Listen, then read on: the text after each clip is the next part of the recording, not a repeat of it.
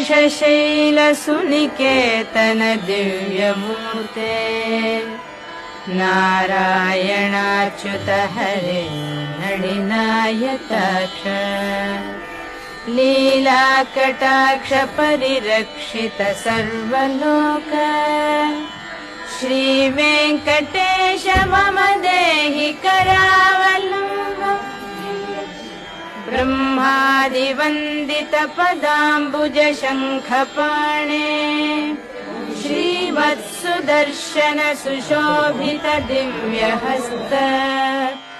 कारुण्यसागर शरण्य सुपुण्यमूर्ते श्रीवेङ्कटेश मम देहि करावलम्बम् वेदान्त वेद्य भवसागर कर्णधार